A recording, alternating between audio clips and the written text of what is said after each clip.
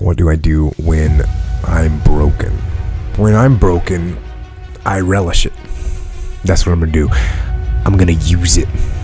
Because if I'm broken, then I just found my limitations.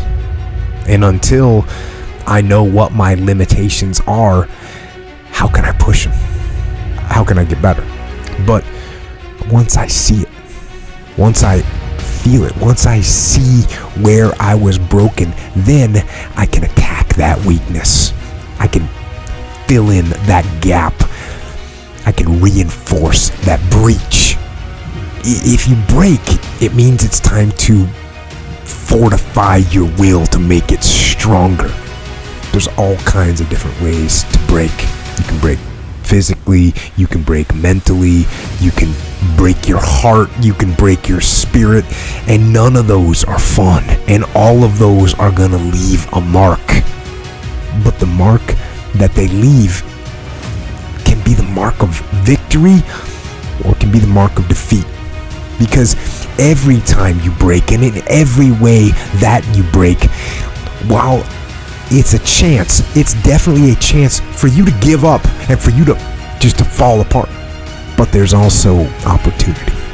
There's opportunity to get stronger and get smarter and get faster and get tougher and get more stable and get more resilient and get better. When you break, you have the opportunity to show the world, the whole world, what you are really made of. So if you break, if you break, the fight isn't over. In fact, if you break, the fight is just beginning.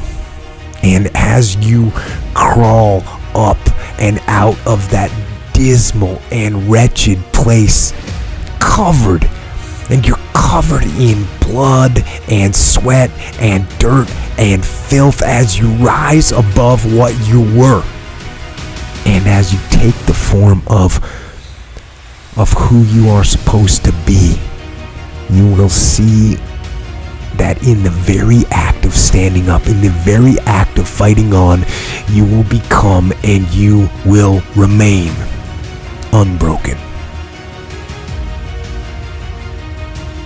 I'm not saying to put yourself down. I'm saying listen to the truth. And the truth isn't in the 20%. The truth is in this other part of your brain saying, look, man, you're wasting a bunch of percentage here. We have 80 more percent that we're not tapping into, because in this other 80% is suffering, pain, failure, self-doubt, darkness, and then a whole bunch of light. So a lot of us know that.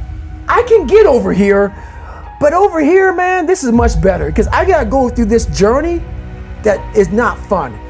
This from 20 to 100%. So we decide to live over here.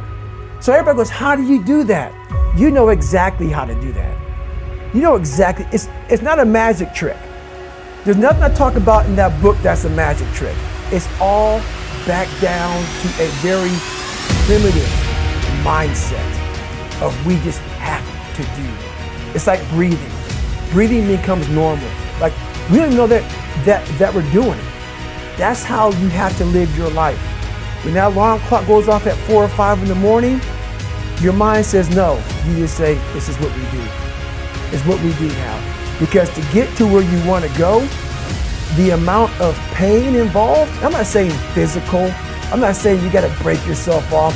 The amount of mental pain of how many times you're going to have to do something that you don't want to do to get to where you want to go is going to be, there's going to be more times you do something that you don't want to do than you are going to want to do. And that's your new norm. So then it's like breathing. And then once you do this over and over and over again, it becomes like breathing. I don't want to live this lifestyle, but to get to the other side of this, I have to. So if you really want it, you realize what trying is and what trying is not.